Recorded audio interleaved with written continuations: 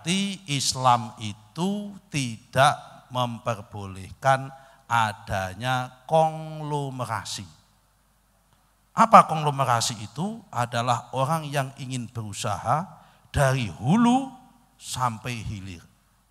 Dari A sampai Z dikuasai oleh satu kelompok orang. Assalamualaikum warahmatullahi wabarakatuh.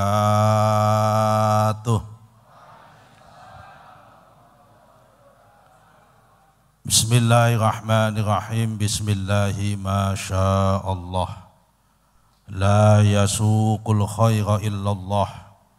Bismillahi masyaallah. La yasrifus su'a illallah. Bismillahi masyaallah. Ma kana min ni'matin faminallah. Bismillahi masyaallah.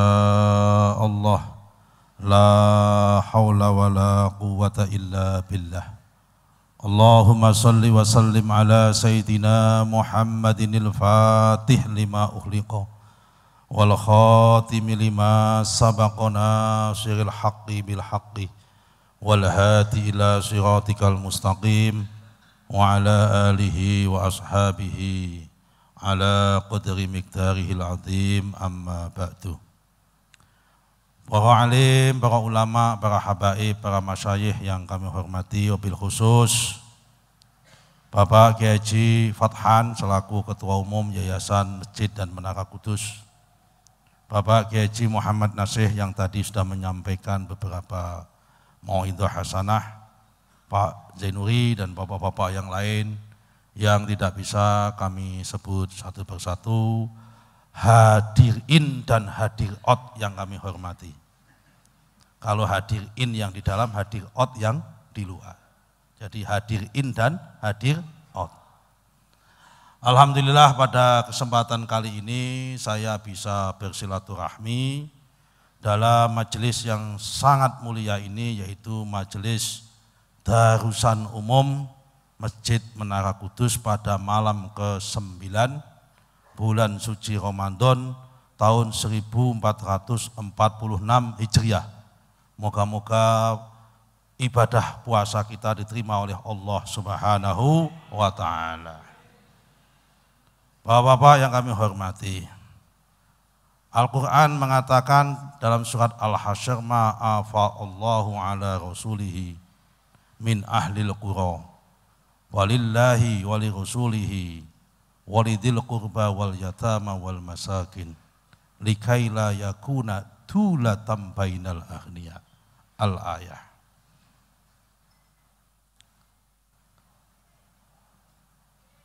Kalau kita melihat dari ayat ini, maka sesungguhnya Islam itu mengedepankan konsep ekonomi anti konglomerasi, anti bangunan ekonomi yang cenderung mengakuisisi ataupun memakan satu sama lain. Karena ayatnya tadi ma'afallahu ala rasulihi falillahi ma'afallahu ala rasulihi min ahlil qura falillahi wa rasulihi walidil qurba wal yatama wal masakin likaila yakuna dulatan bainal aghniya. Di sini ada kata likaila yakuna dulatan bainal aghniya. Jadi ayat ini kalau kita itu mendapatkan harta fek itu dulu adalah harta pampasan perang. Tapi dalam konteks tafsir modern, karena sudah tidak ada perang, maka harta fek ini dimaknai sebagai harta negara ataupun penerimaan negara. Kalau dalam konsep yang lebih mutakhir disebut dengan APBN, Anggaran Pendapatan dan Belanja Negara. Judulnya duit negara. Duit negara pada zaman Rasul itu pertama falillahi. Harus digunakan untuk perjuangan kepentingan Allah Subhanahu wa taala. Dalam arti falillahi di sini adalah fali dinillahi. Fali sabilillahi, untuk kepentingan perjuangan agama Allah. Wali rasulihi, dan juga untuk kepentingan perjuangan Rasul. Walidil qurba, dan untuk keluarga-keluarga pasukan perang yang ditinggal mati pasukan perang. Kalau dalam bahasa konteks modern hari ini, untuk keluarganya pensiunan yang sudah ditinggal mati pegawainya. Wal masakin, wal yatama wal masin wabni sabil, yang kemudian adalah untuk orang miskin. Wal yatama, untuk orang yatim piatu. Wabni sabil, dan untuk kaum ibnu sabil, orang yang sedang belajar. Apa tujuannya ini semua harta negara dibagikan kepada itu? Lekaila yakuna dulatam bainal agniya, supaya uang itu tidak hanya berputar kepada orang kaya yang itu saja. Nah, kalau kita mengacu ayat ini, berarti Islam itu tidak memperbolehkan adanya konglomerasi. Apa konglomerasi itu? Adalah orang yang ingin berusaha dari hulu sampai hilir. Dari A sampai Z dikuasai oleh satu kelompok orang. Nah, rupa-rupanya bangunan ekonomi di Indonesia saat ini masih menganut prinsip konglomerasi ini. Kenapa? Karena dulu zaman Orde Baru, zaman Pak Harto dulu, kita mengenal konsep yang diusung oleh J.J. Rousseau. Ini pengajiannya rada serius sedikit. Sampean paham ya Allah, ora peduli aku. Yaitu konsep yang mengandung tentang pertumbuhan ekonomi, tidak peduli siapa yang melakukan proses pertumbuhan ekonomi. Dengan jaminan dan angan-angan semua pelaku ekonomi itu bakal baik, sehingga akan menimbulkan trickle down effect. Artinya trickle down effect itu orang kaya yang sudah kaya akan memberikan bantuan dan ngasih pekerjaan kepada orang yang belum punya pekerjaan. Apakah itu terbukti? Ternyata tidak. Ternyata J.J. Rousseau gagal. Karena orang kaya itu ternyata serakah.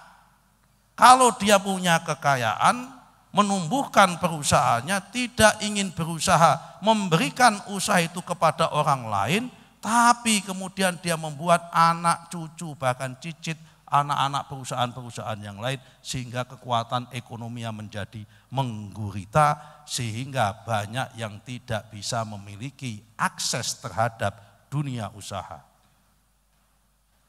Itulah kemudian yang membuat bangsa Indonesia itu terjebak dalam yang disebut dengan jebakan kaum kelas menengah, di mana ekonominya tumbuh tinggi, tetapi kelas menengahnya sedikit, Gini rasio atau kesenjangan ekonominya tinggi.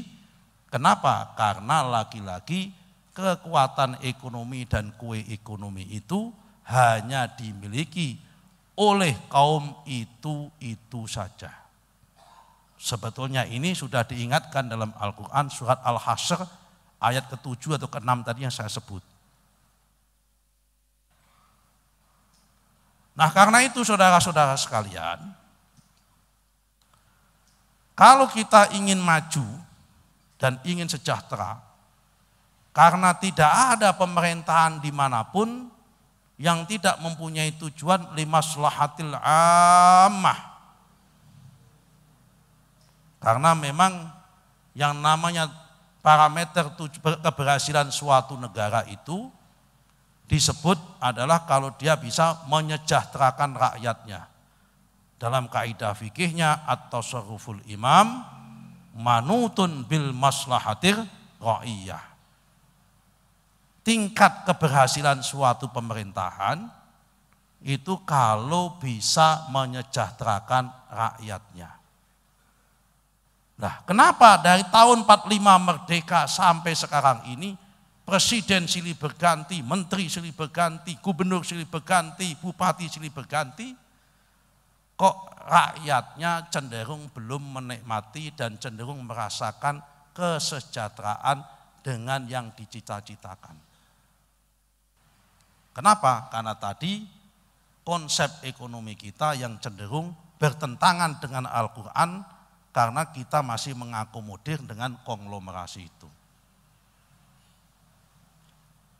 Nah, Imam Ghazali di dalam kitab Ihya Ulumuddin itu membagi manusia menjadi di dalam diri manusia itu ada 4 sifat.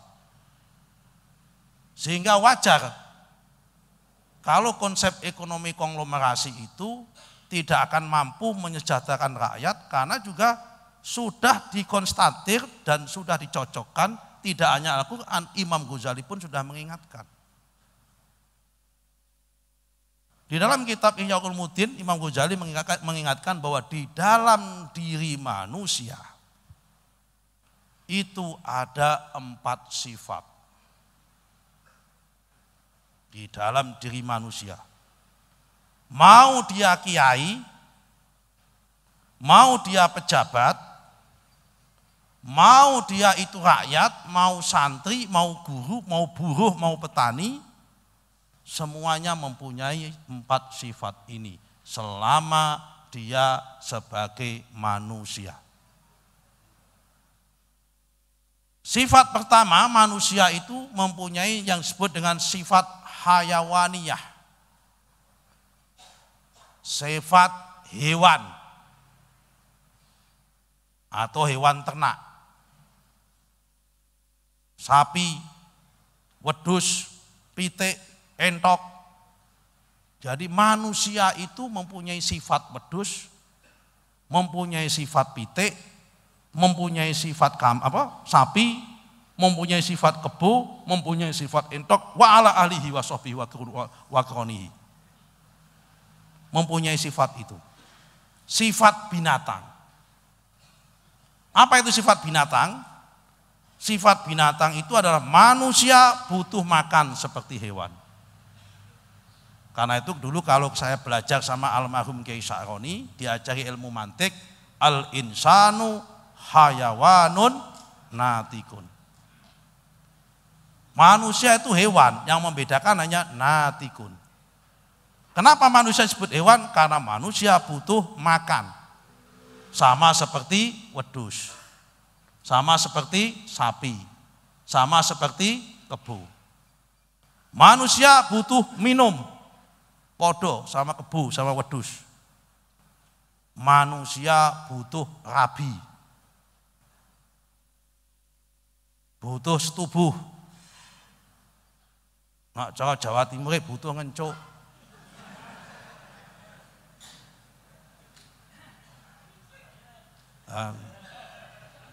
Hewan juga sama, butuh apa?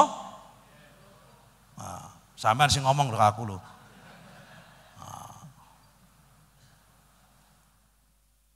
Jadi kalau sampean hanya butuh itu, kalau manusia tidak berpikir hanya makan, minum dan ngencuk, maka sesungguhnya manusia itu tidak ada beda dengan hewan. Karena manusia diciptakan lebih istimewa, maka tentunya manusia tidak menjadi, enggak mau disebut hewan. Karena itu hayawanun natikun. Yang kedua, manusia juga mempunyai sifat hewan yang lebih buas. Namanya sifat syabu'iyah. Ini tadi jiwa konglomerasi. Apa itu? Jiwa yang buas. Cenderung ingin makan. Yang kecil dimakan. Yang kecil dimatikan. Kalau perlu nggak boleh tumbuh. Yang boleh tumbuh hanya dia sendiri.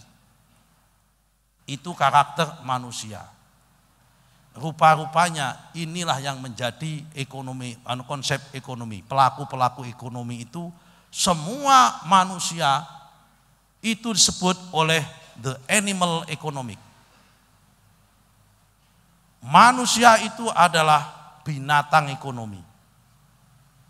Semua binatang ekonomi, mau santri, mau kiai, mau pejabat, kalau dia bisnis, cenderung tidak mau disaingi. Jangankan bisnis. Lo pidato, jadwal muludan, nak perlu gak mau disaingi. Nah, ini namanya nafsu sabuiyah yang cenderung ingin mematikan yang lain dan dia sendiri yang tumbuh. Dan itu konsep ekonomi kita. Jadi konsep ekonomi kita ini adalah konsep ekonomi yang belum berbasis pada kemanusiaan, apalagi keadilan, tapi masih berbasis pada sabuiyah. Karena yang besar belum bisa membesarkan yang kecil, yang besar belum bisa menolong yang kecil, tetapi yang terjadi adalah yang besar cenderung memakan yang kecil. Disebut dengan nafsu sabuiyah alias konglomerasi.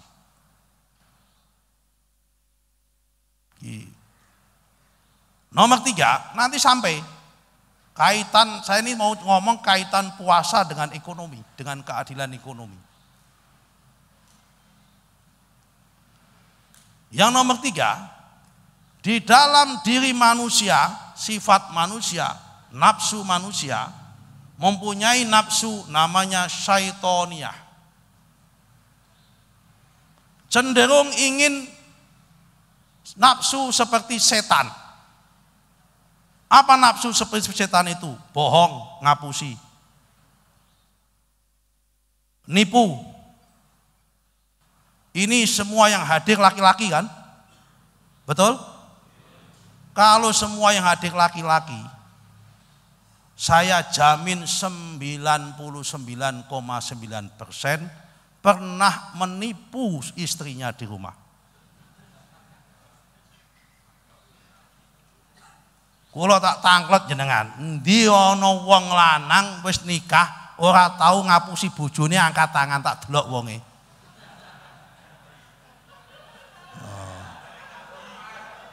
Durung rabi lain beda meneh iki. Semua suami saya jamin 99,9% pernah membohongi istrinya. Sebaliknya 99,9% istri itu bahagia kalau dibohongi suaminya. Kenapa? Lho ngene iki mau lho Pak, pengajian. Ana sing ora mangkat rene iki mau, lho lunga ndi? Ditelepon bojone ge teng pundi Mas? Pengajian ning ngene darusan menara. Ana sing model ngono kuwi. Ngono ku bojone terus ayem. Karena merasa dirinya diadem. Karena memang kalau kadang-kadang kalau suami itu nggak membohongi istrinya, kita nggak bisa mati berdiri juga kadang-kadang itu. Nah, ini sing pidato ini pengalaman pribadi juga. Nah, sing ndungokno ya padha ae pengalaman juga. Masuk Pak Eko? Nah, ngono kan. Semua manusia pernah mempunyai sifat syaiton, pernah menipu. Apa meneh model kaya maklar-maklar mobil, maklar motor kaya Maskan ngene kuwi. Piye Kang, sepeda motormu Kang? Top. Mesinnya jahanyar. Belas. Kesenggol itu durung tahu belas, padahal wis benjut. Waduh, kelakuan maklar biasa. Loh. Itu jiwa manusia. Nah, sing nomor 4, kata Imam Ghazali, manusia itu mempunyai sifat namanya malakiyah, sifat malaikat. Malaikat ku sifatnya apa? Ora mangan, ora tau ngrasani wong, ora turu, apa nih? Ora tau ngapusi, ora rabi, ora tau ngencuk. Apa meneh? Lah di bulan puasa inilah, lewat puasa itulah panjenengan semua, kita semua itu dibangkitkan sifat malakiyah kita, sifat malaikat kita, nafsu malaikat kita untuk mengikis nafsu hewan.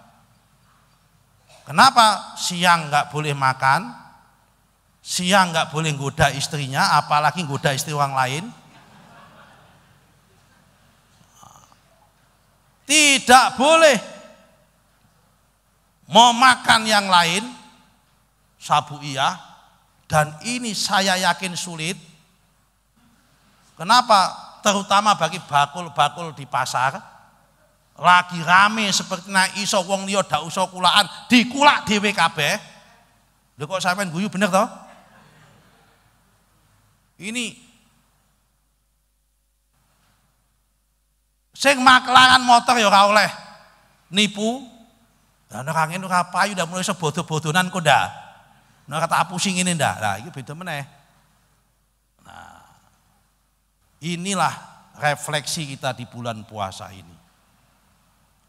Nah, karena itu saudara-saudara sekalian, jadi di bulan puasa inilah momentum kita untuk menciptakan keadilan ekonomi, karena dengan sifat malakiyah ekonomi tadi kita rem jiwa konglomerasi ekonomi di Indonesia. Supaya apa? Supaya ada keadilan dan ada pemerataan di bumi Indonesia ini. Kenapa saya ngomong begini? Saudara-saudara sekalian, ini karena pada bulan puasa ini ceramah saya pertama kali. Kebetulan saya mendapatkan amanah dari Pak Presiden Prabowo sebagai dalam Kabinet Merah Putih, sebagai Menteri Agraria dan Tata Ruang, menteri sing tukang ngurusi tanah, termasuk tanah kuburane sampean.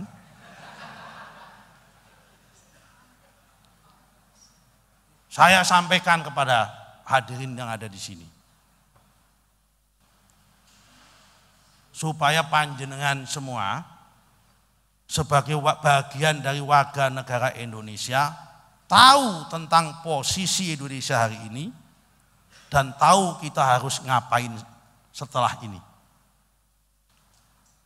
Tanah dan bumi di Indonesia dari Sabang sampai Merauke jumlahnya itu ada 192 juta hektar. Sampeyan ora usah kaget.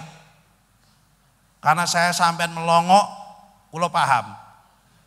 Sampean tak ceritain tanah 192 juta hektar karena sampean tanah setengah hektar enggak punya. Ini tanah di Indonesia itu 192 juta hektar. Yang dalam bentuk hutan jumlahnya 120 juta hektar. Hutan. Yang dalam bentuk tidak hutan jumlahnya 72 juta hektar. Dari 72 juta hektar yang tidak bentuk hutan, niki sampean tak kandhani 48%-nya berarti sekitar 32 juta hektar dimiliki hanya oleh 60 keluarga besar di Indonesia. Ini tadi yang di pidato awal saya sampaikan ada konsep yang kurang tepat pada masa lalu. Karena dulu pada zaman Orde Baru kita menganut mazhab pertumbuhan ekonomi, aliran developmentalism yang diusung oleh seorang ekonom dari Amerika namanya J.J. Rousseau yang tadi punya keyakinan tidak peduli siapa yang menggerakkan ekonomi, yang penting tumbuh dulu dengan keyakinan bahwa siapapun yang akan tumbuh nanti akan melakukan trickle down effect ke bawah. Ternyata teori itu gagal. Kenapa? Karena ini tadi manusia itu cenderung sabu'iyah, kata Imam Ghazali. Kenapa?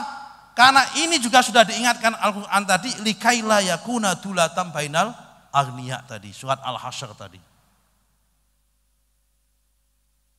Nah, karena itu bagaimana caranya? Saya kebetulan dikasih amanat oleh Pak Presiden Prabowo. Begitu sebelum saya diangkat, saya dipanggil oleh beliau,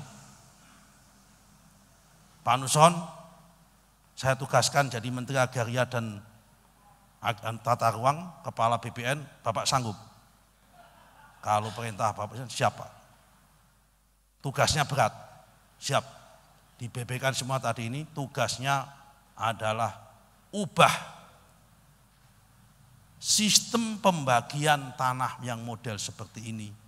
Yang ini akan menciptakan kesenjangan ekonomi Indonesia dan yang akan membuat kiamat Indonesia seperti ini.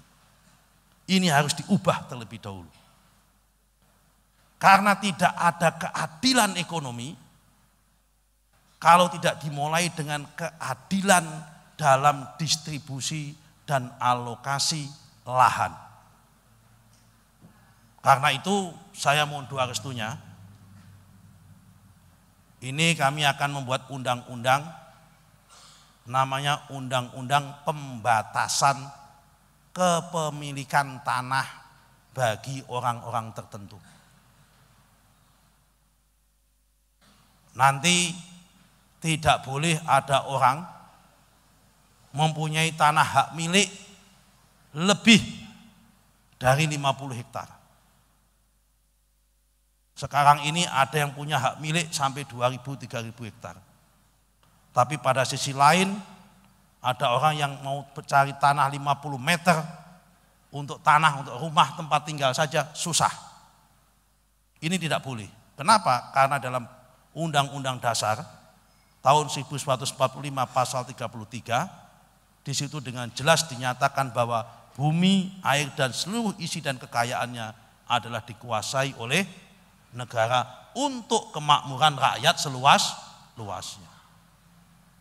Sebetulnya undang-undang dasarnya sudah seperti surat Al-Hasyr. Tapi dalam prakteknya belum seperti surat Al-Hasyr.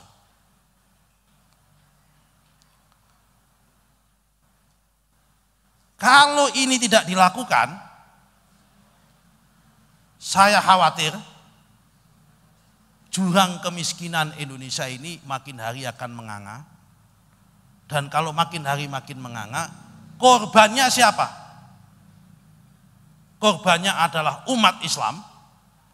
Kenapa korbannya umat Islam? Karena Indonesia ini mayoritas adalah umat Islam 88%, dan saya yakin yang tidak punya lahan itu, yang hari ini tidak punya pekerjaan, itu adalah umat Islam, warga Nahdlatul Ulama. Saya sering menyebutnya mereka adalah khalidina fiha miskinan abada. Ini harus diubah. Tidak boleh nggak diubah. Dan cara mengubah ini, saya kutip lagi seorang pendapat, ada seorang ekonom,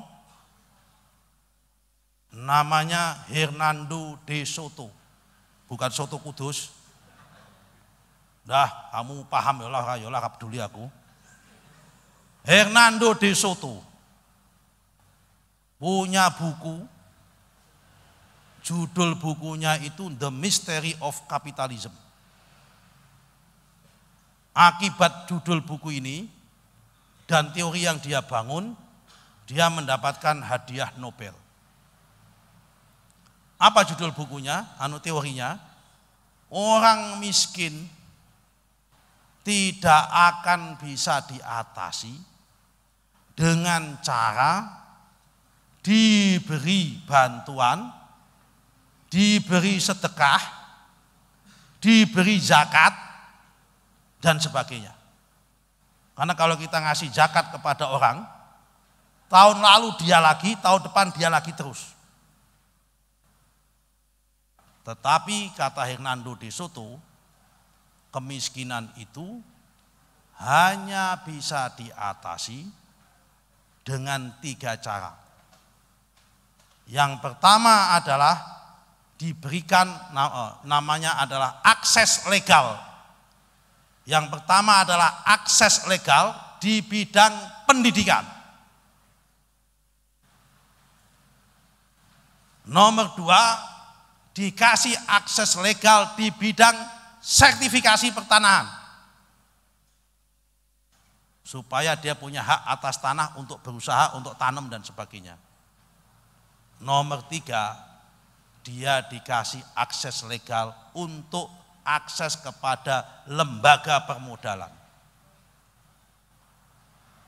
Jadi kalau ingin umat Islam kuat, memutus mata rantai kemiskinan ini, kalau ingin warga NU kuat memutus mata rantai kemiskinan, maka satu-satunya jalan yang pertama adalah warga NU umat Islam harus sekolah setinggi-tingginya dengan membangun madrasah dan membangun kampus yang sebagus-bagusnya.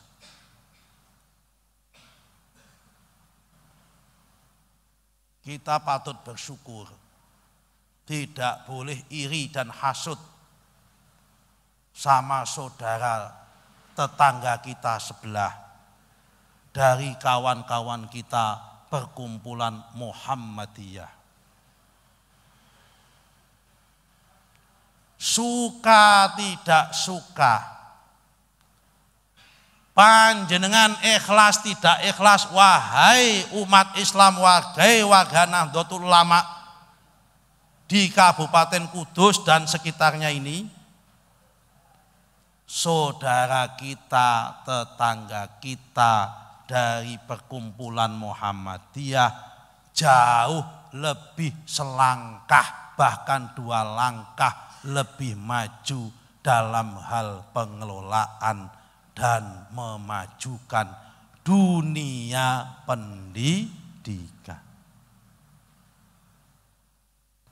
Karena itu kalau ingin warga Nahdlatul Ulama ingin maju, jadilah Muhammadiyah Plus.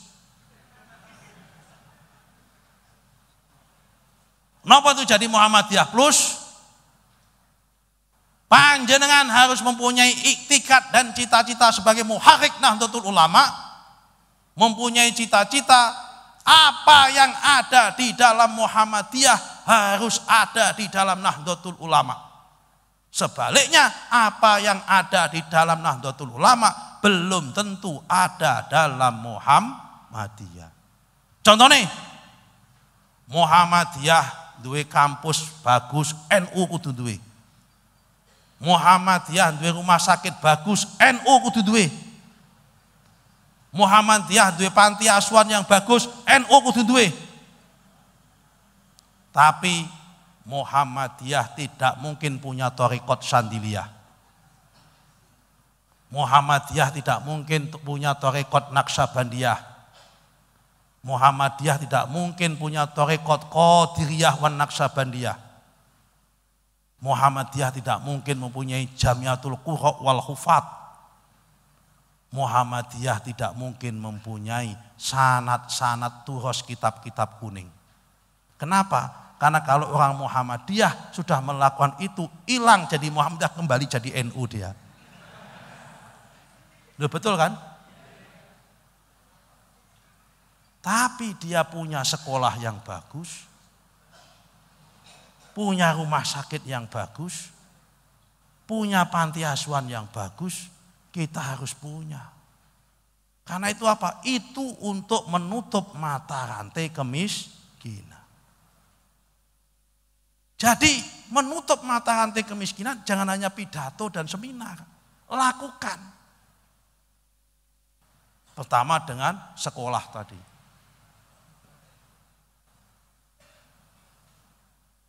Nomor 2, akses terhadap tanah. Tadi saya katakan, mau tidak mau, hari ini orientasi negara sudah berubah. Kalau saudara-saudara lihat di televisi hari ini, kasus Pertamina dibongkar. Kasus kelapa sawit dibongkar. Menandakan apa? Negara ini serius ingin mengembalikan bahwa tatanan ekonomi supaya real, tidak boleh menciptakan hanya orang kaya itu saja. Karena itu ini momentum kebangkitan kaum pribumi, kebangkitan kaum muslim, kebangkitan kaum warga Nahdlatul Ulama untuk menjadi pejuang-pejuang ekonomi. Lahan kita masih begitu luas. Di Sumatera masih banyak, di Jawa Barat masih banyak, di Kalimantan masih banyak. Banyak yang belum tergarap. Orang asing minat dengan lahan-lahan itu. Tapi kita mohon maaf, belum ada yang minat menggarap itu. Tugas saya hari ini adalah membangkitkan kekuatan rakyat, kekuatan umat untuk bersama-sama memanfaatkan bumi dan air yang hari ini dikelola oleh swasta-swasta yang tidak bertanggung jawab tadi, supaya kita ambil alih dan dikembalikan kepada warga negara yang membutuhkan supaya dia menggerakkan ekonomi itu. Ini misi mulia.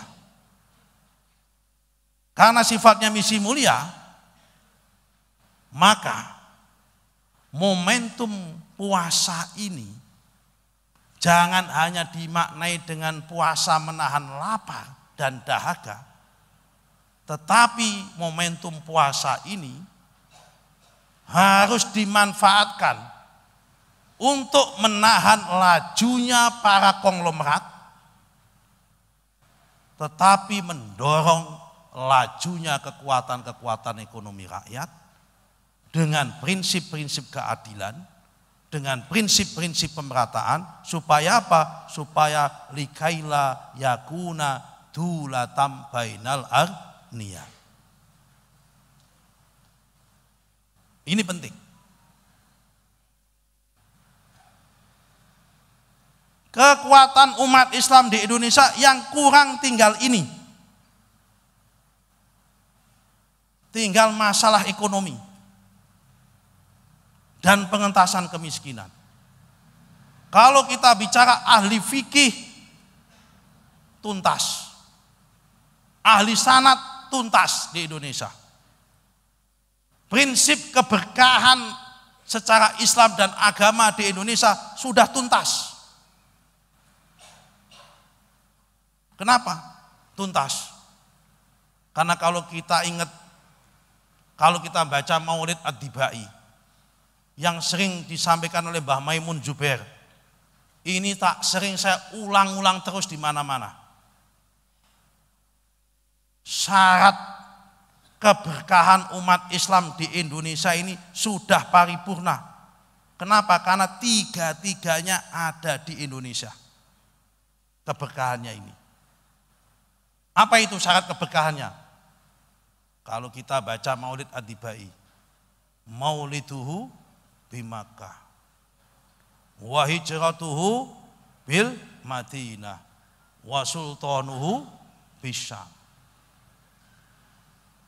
Mauliduhu bi Makkah. Lahirnya Kanjeng Nabi ada di kota Mekah. Syarat umat Islam berkah di Indonesia karena ada Makkah.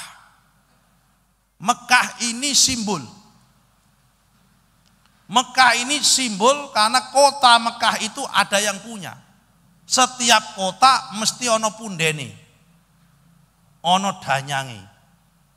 Pundene kota Kudus itu Sunan Mbah Ja'far Shadiq. Sundene wong Mejobo Mbah Suryo.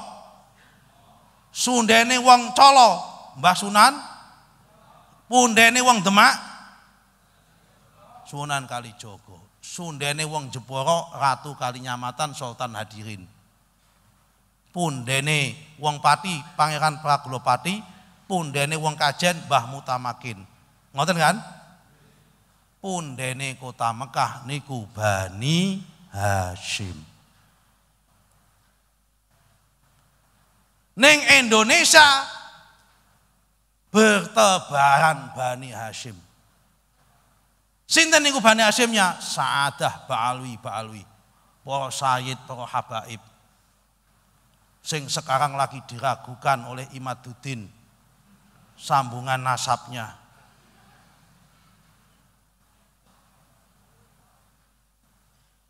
Bagaimana Mas? Kalau saya pribadi punya pendapat, barang siapa wong sing biasane rajin maca selawat, wong sing gaene rajin nyebut namane Kanjeng Nabi, wong sing biasa rajin melafalkan kalimat Nabi, sing biasa nyebut Kanjeng Nabi, sing biasa mencintai Kanjeng Nabi, sing biasa merindukan Kanjeng Nabi, insya Allah orang itu dicintai dan dirindukan oleh Kanjeng Nabi. Dan saya yakin kalau ada orang yang mencintai Kanjeng Nabi, begitu dia memegang sesuatu, pasti sudah terasa ini ada darah Nabi atau tidak. Kita mencintai istri kita, mencintai pacar kita, baru jarak jauh itu kita udah tahu baunya parfumnya istri kita. Mosok saiki ngaku mencintai Kanjeng Nabi, tapi tidak bisa merasakan di mana di situ ada baunya darahnya Rasulullah Shallallahu Alaihi Wasallam. Ngono ae Pak. Jadi nggak usah dibuat polemik jauh-jauh itu. Tapi apa cukup pegangan sama Sa'adah Ba'alwi? Enggak cukup. Ditambah yang nomor 2. Apa itu yang nomor 2? Wa hijratuhu bil Madinah. Hijrah Kanjeng Nabi di kota pundene Madinah sinten? Pundene Madinah sinten? Danyange Madinah sinten? Danyange Madinah menika sahabat Ansor. Saking istimewanya sahabat Ansor, Kanjeng Nabi nate ngendika, man ahabbal ansor ahabbahullah. Waman abghadul ansor abghadahullah. Sing sapa wonge mencintai Ansor, Allah mencintainya. Sing sapa wonge membenci Ansor, Allah membencinya. Muncul pertanyaan, Pak, ini GP Ansor apa GP sahabat sing Ansor biyen Pak iki Pak? Lha kan kudu jelas toh ya. Apakah Banser dan GP Ansor itu bagian dari dalil ini apa tidak? Ngoten kan? Sudah tidak ada sahabat Ansor, diganti tabiin. Sudah tidak ada tabiin, diganti ulama-ulama nabawi, ulama-ulama al-madani. Ulama-ulama al-madani membikin fatwa, kumpul dalam Majmu' Fatawa Al-Madani. Di situ diterangkan, man a'ana wa a'azza wa nasara ala dinillahi fahuwa ansor ila yaumil qiyamah. Sing sapa wonge menolong, memuliakan dan membantu perjuangan agama Allah, maka orang tersebut disebut ansor sampai hari kiamat. Dalam dalil ini GP Ansor masuk bagian dari sahabat Ansor. Ulama-ulama lokal, ulama-ulama Al-Madani, Mbah Yai Sa'roni, Mbah Yai Ma'ruf Asnawi, Mbah Yai Ma'ruf Irsyad, Mbah Kiai Ulin Nuha, dan kiai-kiai ini masuk kategori Al-Madani ini. Jadi ulama lokal itu masuk kategori wa hijratuhu bil Madinah. Nomor 3, wa sultanuhu bisyam. Syam sekarang berubah menjadi Syria. Ibu kotanya Damaskus. Hari ini konflik, juga punya punden, punya danyang. Pundene Syam adalah Sayyidina Muawiyah.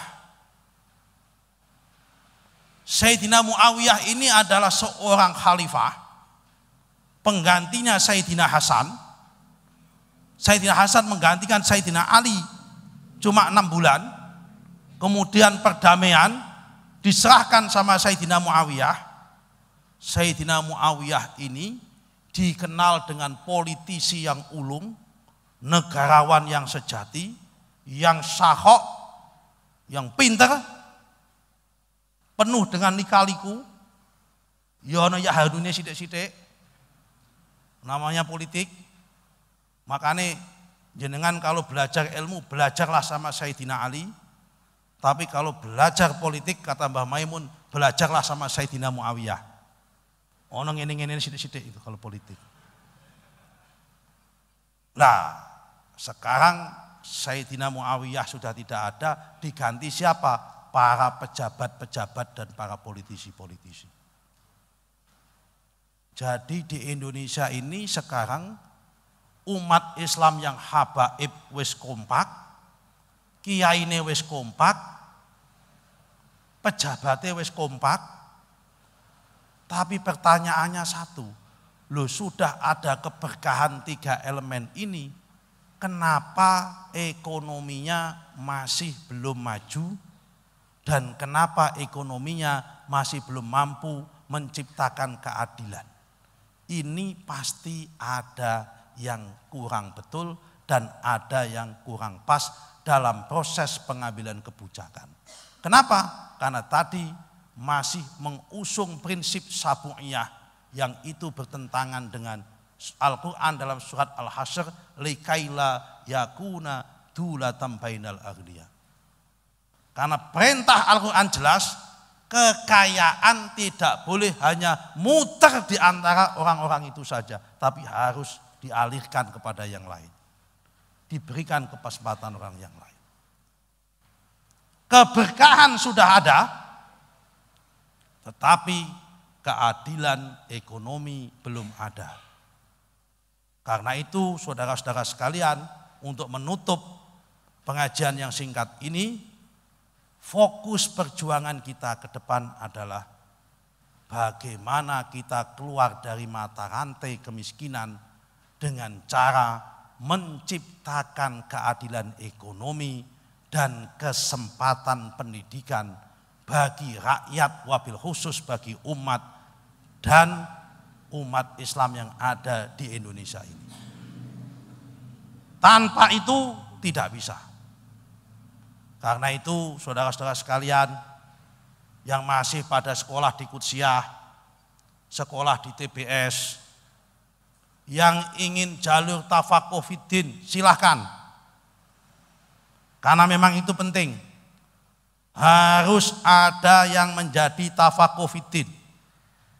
Falaula nafara min kulli firqatin minhum ta'ifatun liyatafaqqahu fiddin liyungdiru qaumahum idza raja'u ilaihim la'allahum yaksudun.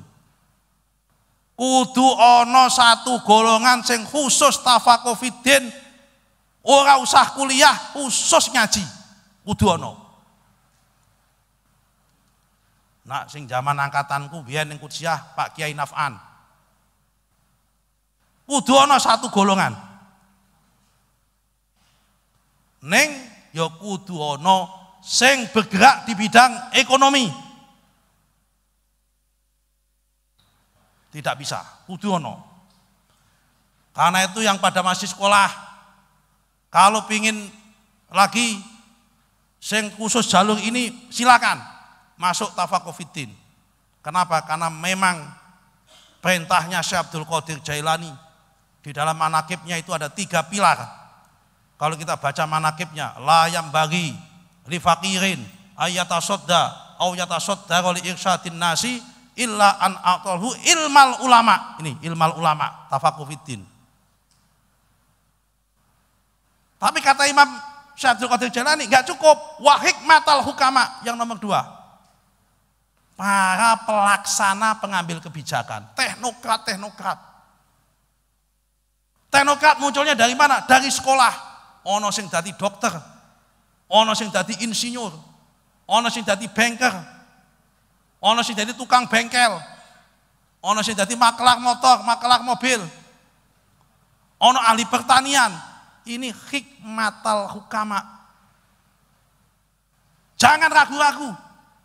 Kenapa pemerintah hari ini menyiapkan beasiswa banyak? Setahun 50.000 untuk beasiswa S2 ke luar negeri. Ini kalau nggak diambil umat Islam, nggak diambil warga NU, rugi. Setahun 50.000 lewat program LPDP. Ini alhamdulillah. Ada salah satu, saya dapat kabar 2 hari yang lalu, alumni TBS dapat LPDP, mau berangkat ke Amerika, di kampus yang bagus. Alumni TBS, bisa. Almarhum Pak Najib 2 tahun yang lalu menceritakan saya, ada alumni Qudsiah, kuliah di mana? Di Scotland. Alumni Qudsiah. Jalur seperti itu ke depan mengisi Indonesia supaya apa? Supaya pejabat-pejabat Indonesia ke depan diisi umat Islam, diisi oleh santri-santri semua. Nah, yang nomor 3, wasiyasatal muluk. Jalur ketiga adalah jalur menjadi politisi yang berbasis kenegarawanan. Presiden harus umat Islam, wapres umat Islam, gubernur umat Islam, bupati umat Islam, menterinya umat Islam, harus banyak santri. Kenapa? Karena memang 3 pilar ini wasiyasatal muluk. Jalurnya macam-macam. Mumpung negara memberikan kesempatan. Ini yang tidak pernah ada pada tahun 90-an, tahun 80-an, tahun 70-an, sekarang dibuka kesempatan yang banyak, mumpung yang muda-muda. Yang sudah tua-tua, yang punya anak dikasih dorong, motivasi supaya mengisi itu semua. Ini adalah fokus kita memutus mata rantai kemiskinan dengan jalur pendidikan dan kemerataan dan keadilan ekonomi. Tanpa itu umat Islam tidak akan bisa maju. Hanya ramai dalam pengajian seperti ini, tetapi miskin dalam hal hasanah dan karya sosial yang bisa dinikmati oleh masyarakat banyak. Saya kira ini yang bisa kami sampaikan, moga-moga bermanfaat. Hadanallahu wa iyyakum, Rabbi farfa'na bi barakatihi wahdinal husna bi husnatihim wa amitna bi tariqatihim wa mu'afatim minal fitani. Bismillahirrahmanirrahim. Alhamdulillahi rabbil alamin. Hamdan na'imin, hamdan syakirin, hamdan yuafi ni'amahu wa yukafi'u mazidah. Ya Rabbana lakal hamdu wa lakas syukru li jalalika wa azimi sultanik. Subhanaka la nuhsi sana'an alaika anta kama asnaita ala nafsik. Falakal hamdu hatta tardo, walakal hamdu idha radito, walakal hamdu ba'da ridho. Allahumma salli wa sallim ala Sayyidina Muhammadin fil awwalin, wa salli wa sallim ala Sayyidina Muhammadin fil akhirin, wa salli wa sallim ala Sayyidina Muhammadin fi kulli waqtin wahin, wa salli wa sallim ala Sayyidina Muhammadin hatta tarisal ardo wa anta khairul warisin. Allahumma ya adimas sultan, ya qatimal ihsan, ya daiman ni'am, ya kasiral jud, ya wasi'al ata, ya khafiyal lutfi, ya jamilal sun'i, ya haliman la ya'jal. Salli ya Rabbi ala Sayyidina Muhammadin wardu'ani sahabati ajma'in. Allahumma lakal hamdu syukra wa lakal mannu fadla wa anta rabbuka haqqa wa nahnu abiduka riqqa wa anta lam tazal lidzalika ahla.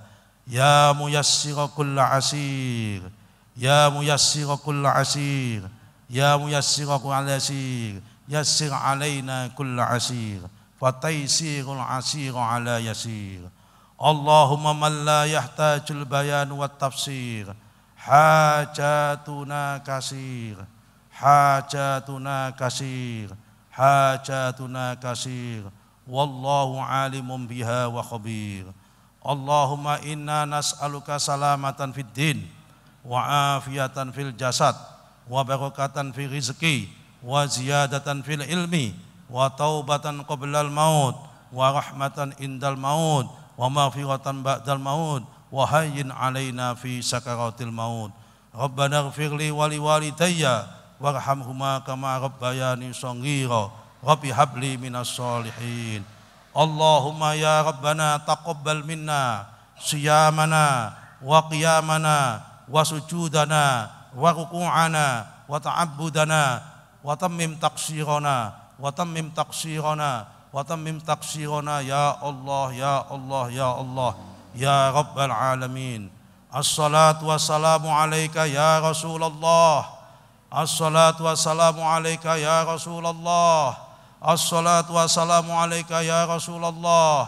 Khudh biyadi, khudh biyadi, khudh biyadi, qadda qad qalbi, qadda qad qalbi, qadda qad qalbi, wa hillat hilatu adrikna, adrikna, adrikna ya sayyidi sari'an bi izzati minallah.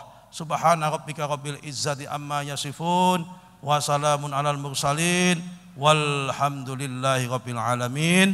Mohon maaf apabila ada kekurangan. Wal afu minkum wallahul muwaffiq ila aqwamit thoriq. Wassalamualaikum warahmatullahi wabarakatuh.